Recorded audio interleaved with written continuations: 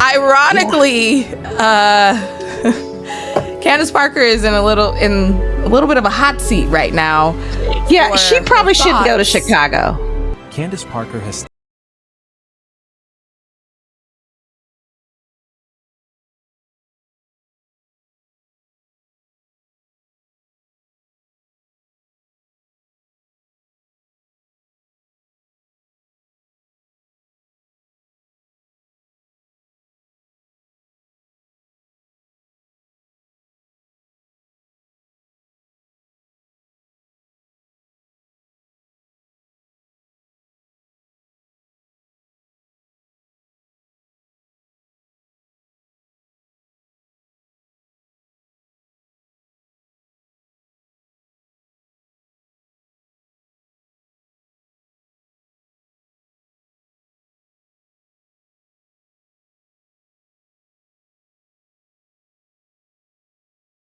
achievements don't happen without exceptional talent. The problem is that the moment someone points that out without adding that every other player deserves the same level of praise, criticism quickly follows. That's exactly what Candace is experiencing. She has consistently spoken highly of Caitlyn for months, but this week she took things even further. She not only defended Caitlyn against one of the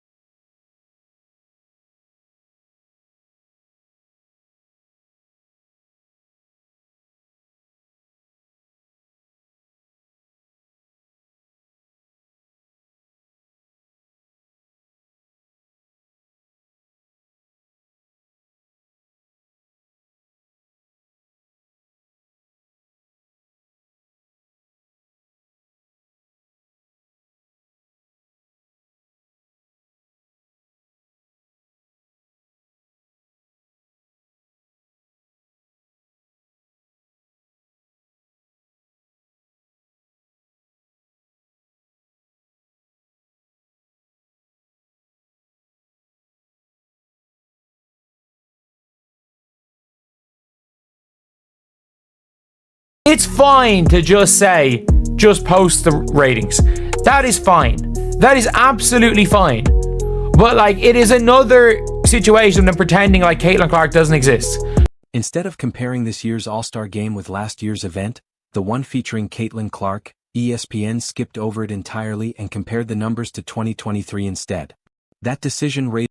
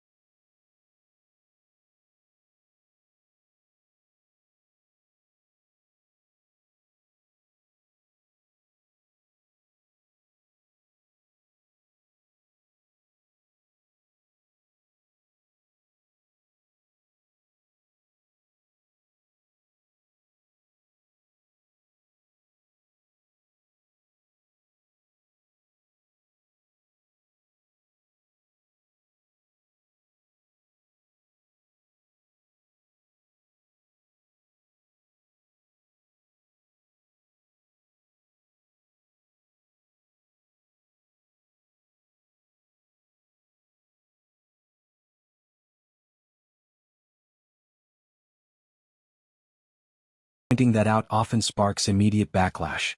People can reference statistics, attendance figures, or even the fact that Chicago moved games against Indiana to a much larger arena while continuing to play most home games in a smaller venue, but those arguments rarely change the reaction. Comparing Angel and Caitlyn objectively often leads to intense criticism. At the same time, many observers feel that criticism directed toward Caitlyn receives far less pushback.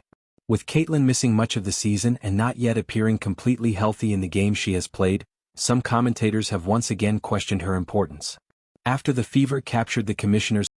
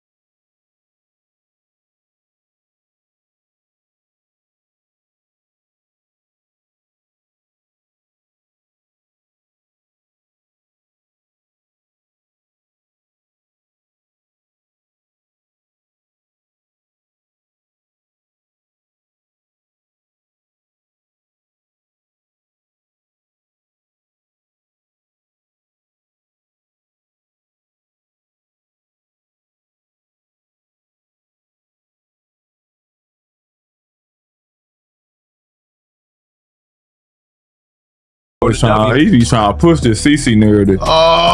She good, but she not that good. Here's the part many people ignore. The Indiana Fever are 8-5 when Caitlin Clark is in the lineup, but only 9-9 when she isn't. Those numbers speak for themselves. Every time the claim that the team is better without her gains attention, the results tell a different story. Yet this has become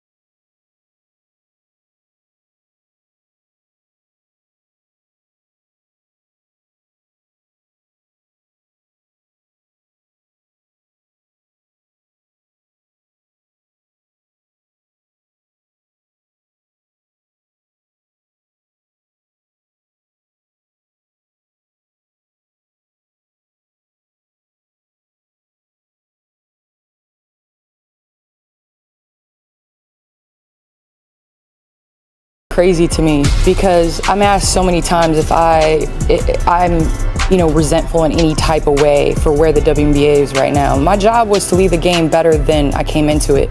You think Cheryl Miller is resentful for me that I had a league to play in? No, she's being the mentor that she is, and she's supporting and loving and sitting courtside cheering on Juju Watkins. And I'm doing the same for Caitlin Clark and all the women in the WNBA. Candace didn't hold anything back. She looked directly into the camera and delivered a simple message to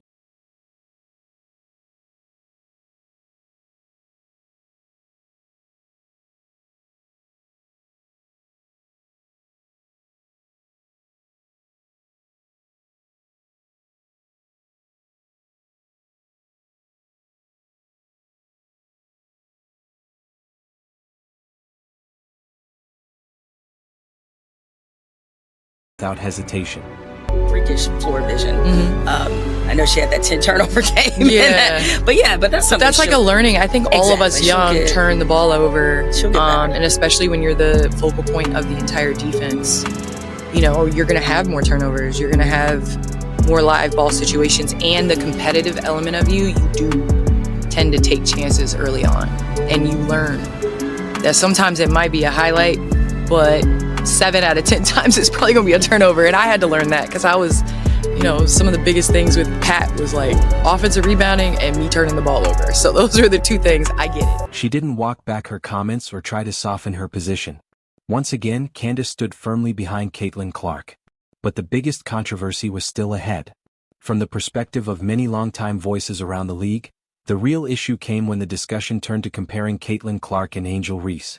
That's when Candace crossed what many viewed as the league's unwritten line by speaking more positively about Caitlin. This is where it gets tricky. Caitlin Clark is at an A level. I think in time she's gonna raise up to that S, but in order to put her at that level, she's gotta have a couple more years. So then you got Angel Reese. I put her right at that C level. I think in terms of being above, you have to be able to have the ability to carry a team, be a 1 or 2 option. I think Angel Reese is fantastic at her role, which is offensive rebounding. She showed and demonstrated so much growth in that first year.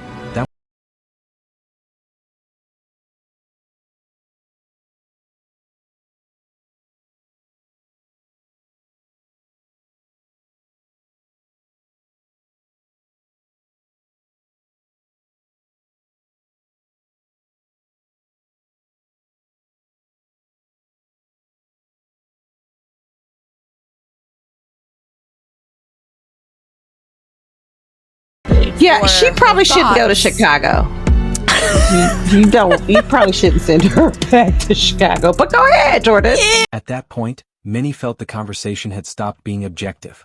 In today's environment, some believe that praising Caitlin Clark without immediately placing Angel Reese in the same category is enough to draw widespread criticism. That's the atmosphere Candace stepped into. Even so, she didn't back away from her comments. She didn't apologize or change her position. Instead, she continued to stand by what she had said. That being said, the facts that I want to bring to this table, and I challenge anybody to tell me, what player are you taking Angel Reese over of those that I just listed? Guess we'll wait for their response. Oh, we're not going to, okay. Because, yeah. I'm sorry. But But what I'm saying is, in what player, and this is no disrespect, these are the greatest players in the game right now. They asked me to rank the tier right now, and I sit in a studio at Turner with Shaq and Chuck, and some of which I think at times they do individually and personally attack people's character. And I think I pride myself on trying to be an analyst that does not do that. I do not attack character. I literally am just, from my point of view, from my opinion, this was the ranking. And so I ask again, are you taking Angel above Paige? Are you taking Angel above Arike? Are you taking Angel above Sabrina or Kelsey or Caitlin or Asia or Nafisa or Brianna? No, that does not make her a bad player. That does not make me a hater. Do I think she could be up there? Yes. Candace didn't stop there. She also criticized the players for what she believed was one of the most disappointing WNBA All-Star Game performances in recent memory, making it clear she expected much more from everyone involved. Y'all cannot come out there with those shirts of pay us what you owe us and then do that in the All-Star game. Like, I just think that it would have really maximized the moment of wearing the shirt along with giving the product. Because I tried to watch the All-Star game, I'll be honest, but after one slow Euro step and people pulling up for I was like, I can't, I'm a fan of the WNBA and I can't watch this. So I just think that, no, you all didn't have to, but I think it was an opportunity that you could have built on, like, more momentum, if that makes sense.